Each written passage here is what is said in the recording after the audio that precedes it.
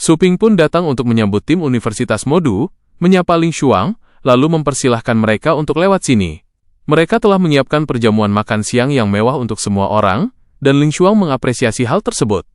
Kini, Su Jingming bersama anggota tim lainnya tiba di area makan. Orang-orang yang berkumpul di sana mulai berbisik satu sama lain, menyadari bahwa tim perwakilan dari Universitas Modu telah tiba.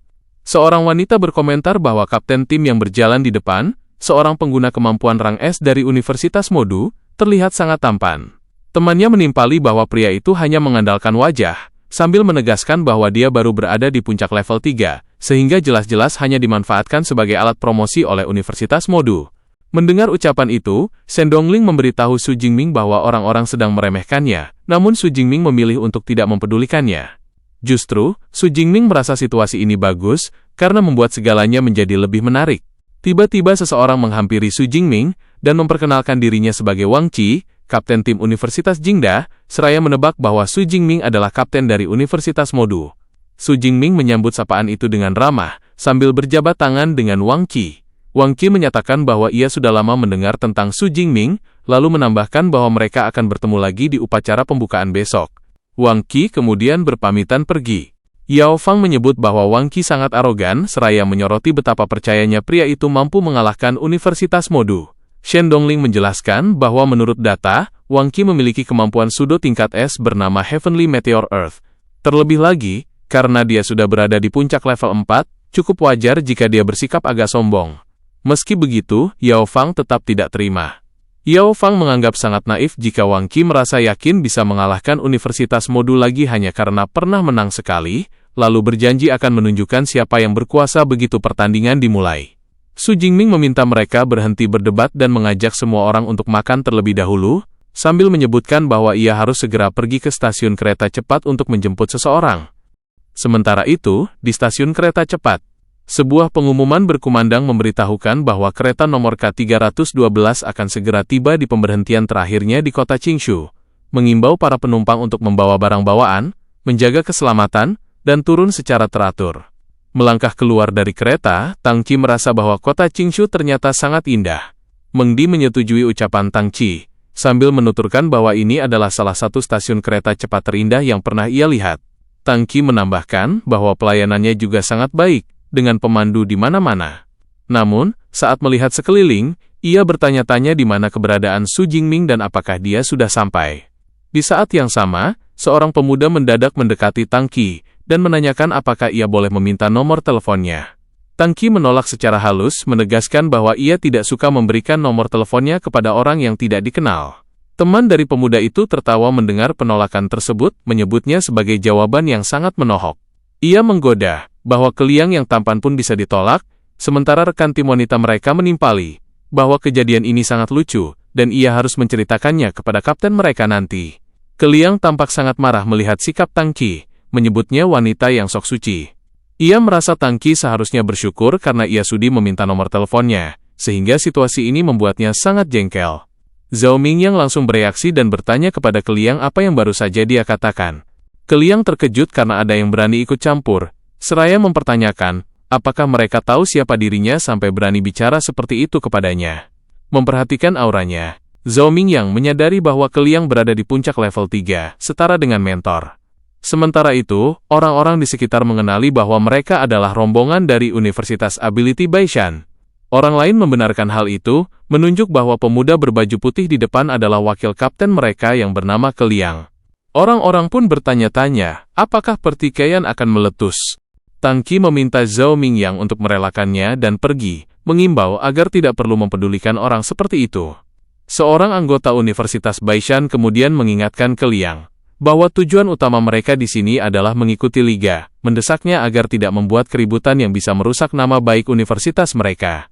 Keliang menegaskan bahwa jika tidak harus bertanding, ia tidak akan pernah melepaskan mereka begitu saja, lalu menambahkan bahwa Zhao Mingyang hanya berada di puncak level 1 namun sok pahlawan, yang membuatnya sama sekali tidak pantas. Tepat saat Keliang berbalik untuk pergi, ia mendadak menabrak seseorang, yang ternyata adalah Su Jingming. Dengan tatapan penuh niat membunuh, Su Jingming bertanya, jika Zhao Mingyang tidak pantas, apa ia juga tidak pantas? Keliang bungkam karena terkejut membuat Su Jingming mempertanyakan mengapa pria itu mendadak diam. Tanpa diduga, Su Jingming mendaratkan tamparan keras yang merontokkan beberapa giginya. Tak berhenti di sana, Su Jingming mencengkeram kepalanya dan menghajar ke Liang lagi sampai ke Liang tersungkur ke tanah. Di saat bersamaan, Tang Qi dan Zhao Mingyang merasa lega dan senang atas kehadiran Su Jingming di sini. Sementara itu, anggota wanita Universitas Baishan menyuruh ke Liang agar tidak bertindak ceroboh, memperingatkannya bahwa pria itu adalah Su Jingming, kapten tim Universitas Modu. Anggota lainnya menasihati ke Liang untuk menunggu sampai kapten mereka tiba. Para penonton di sekitar segera menyalakan kamera ponsel mereka, mengajak semua orang melihat bagaimana pengguna rang es dari Universitas Modu menunjukkan kekuatannya yang dahsyat dengan langsung menghajar wakil kapten tim Baishan. Wanita Universitas Baishan menyatakan bahwa mereka tidak punya masalah kepada Su Jingming dan mempertanyakan alasan dia mendadak menyerang wakil kapten mereka. Su Jingming menjawab bahwa meskipun mereka memang tidak berurusan dengannya, sayangnya mereka telah mengganggu sepupu dan teman-temannya. Ke Liang tampak syok saat mendengar kata sepupu tersebut. Tepat pada saat itu, kapten Universitas Baishan yang bernama Ji Hui tiba dan bertanya tentang apa yang sedang terjadi. Ji Hui berujar bahwa ia hanya pergi sebentar untuk membayar tagihan, namun mereka sudah membuat kekacauan yang begitu besar.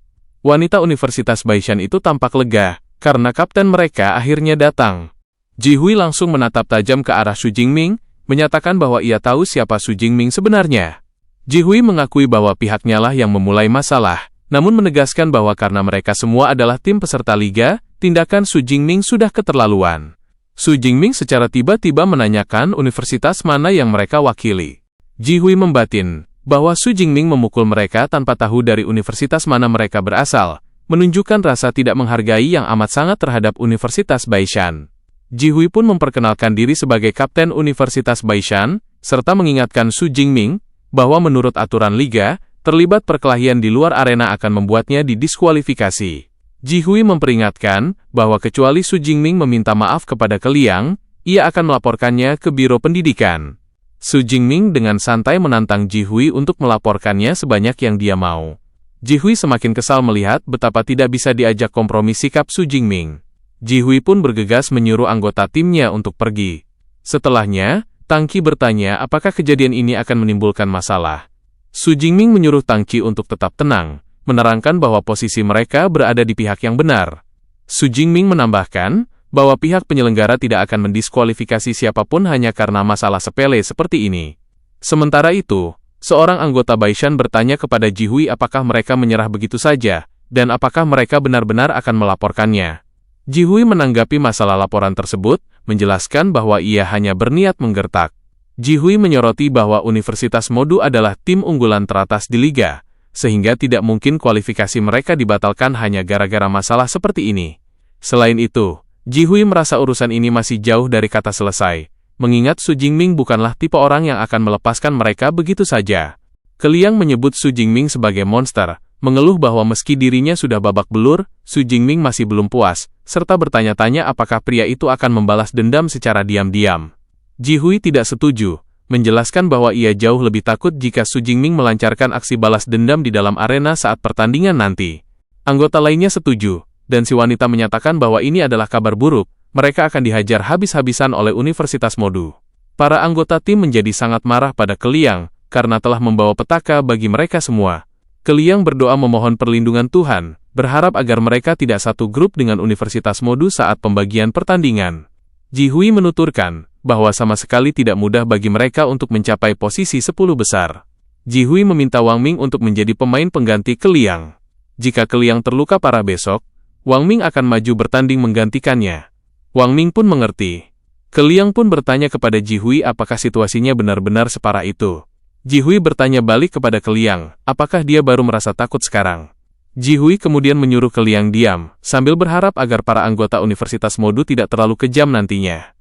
Di luar stasiun, Tang Qi mengajak Su Jingming untuk segera pergi, namun Su Jingming memintanya menunggu sebentar, karena ia masih harus menjemput seseorang lagi. Tang Qi langsung menanyakan siapa orang tersebut.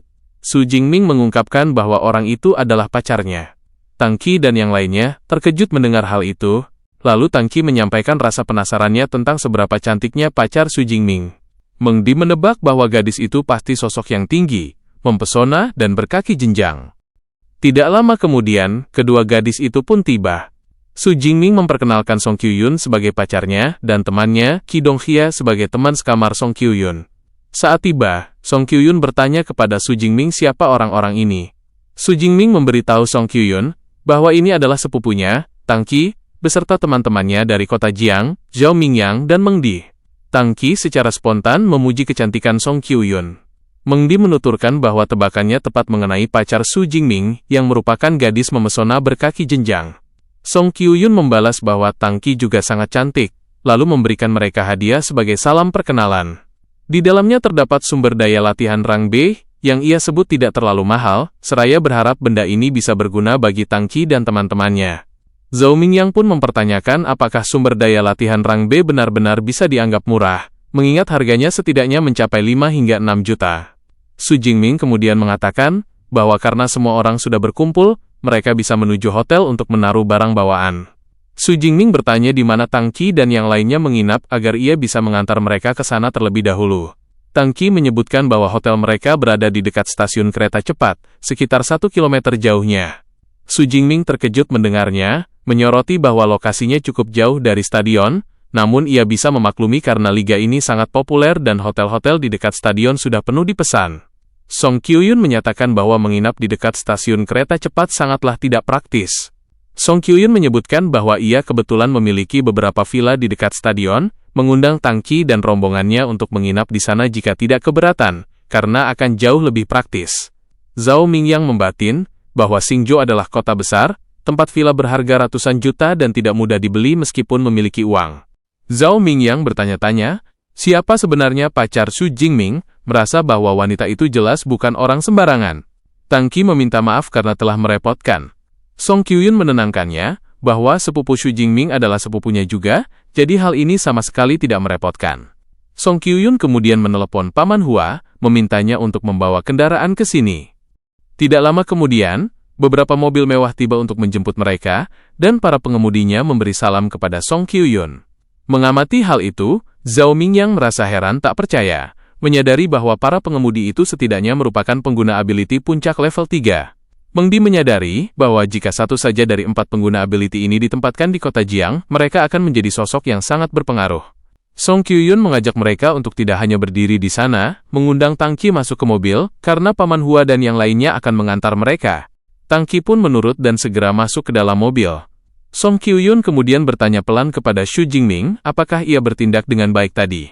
Su Jingming memberitahu bahwa dia melakukannya dengan bagus, namun menambahkan bahwa memanggil orang jauh-jauh dari provinsi Sichuan sangat merepotkan, dan dia tidak perlu melakukannya lagi lain kali. Song Kyuyun menjelaskan bahwa mereka sebenarnya adalah staf yang berbasis di kota Qingshu, sehingga ia hanya meminta mereka untuk datang menjemput semua orang. Su Jingming bertanya, bukankah markas utama keluarganya terletak di area Demon Cave nomor 7? Song Kyuyun menjelaskan bahwa meskipun Demon Cave nomor 7 memang wilayah utama mereka, tapi keluarga Song juga memiliki pengaruh di Demon Cave lainnya. Su Jingming mengerti, merenungkan betapa mengerikannya jangkauan dari keluarga Grandmaster yang sebenarnya. Kemudian, pada hari pertama Liga di lokasi acara, Tang Qi menuturkan bahwa ia tidak menyangka organisasi teratas Daxia, seperti Thunder Martial Hall, Violent Bear Martial Hall, Radiant Light Legion, dan Guild Polar Day, semuanya mengirimkan Master Level 7 untuk memimpin tim mereka. Song Kyuyun menjelaskan bahwa ini adalah kesempatan emas untuk merekrut jenius muda, sehingga tidak ada dari mereka yang ingin melewatkannya. Kemudian, pembawa acara bernama Feng Le menyambut semua orang di Liga Antar Universitas Nasional. Sebelum dimulai, ia akan memperkenalkan 10 universitas peserta. Yang pertama adalah juara bertahan, Universitas Jingda. Berikutnya adalah runner-up dari 3 tahun lalu, Universitas Modu. Feng Le terus menyebutkan setiap universitas peserta satu persatu. Akhirnya, Feng Le memperkenalkan universitas terakhir yang dikenal sebagai kuda hitam, yaitu tim Universitas Baishan. Feng Le menjelaskan bahwa turnamen ini menampilkan 3 kategori utama, yang terdiri dari kompetisi tim, kompetisi individu, dan mode bertahan hidup. Kompetisi tim dan pertandingan individu akan berlangsung terlebih dahulu. Selanjutnya, ia merinci hadiah untuk acara tersebut. Untuk kompetisi tim, setiap anggota tim pemenang akan menerima 1 set battlesuit rank S khusus. Juara individu akan menerima 1 cincin ruang dengan kapasitas 30 meter kubik. Pemenang kompetisi bertahan hidup akan menerima Guardian Bracelet Grade 6 yang diambil dari reruntuhan kuno. Mendengar hal ini, kerumunan penonton terpana oleh hadiah yang luar biasa, menyadari bahwa penyelenggara sangat kaya, dan memprediksi bahwa persaingan tahun ini akan jauh lebih sengit. Sementara itu, Su Jingming menganggap semua hadiah itu sebagai barang berharga yang ia butuhkan. Feng Lei kemudian mengumumkan bahwa kategori pertama adalah kompetisi tim, yang akan menggunakan format round robin. Setiap universitas akan bertarung melawan 9 sekolah lainnya, dengan 5 pertandingan digelar per hari selama 9 hari ke depan. Dengan itu, ia secara resmi membuka pertandingan pembuka.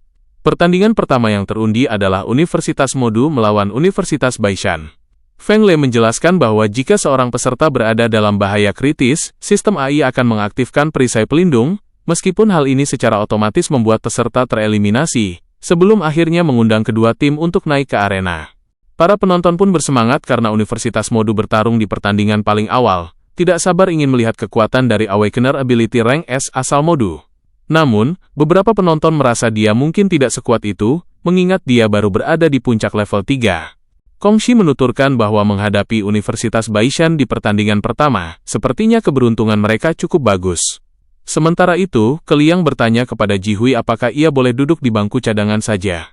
Jihui menyatakan bahwa itu tidak mungkin, mengingatkannya bahwa mereka telah berlatih keras sejak lama, dan harus menunjukkan keberanian meskipun kalah.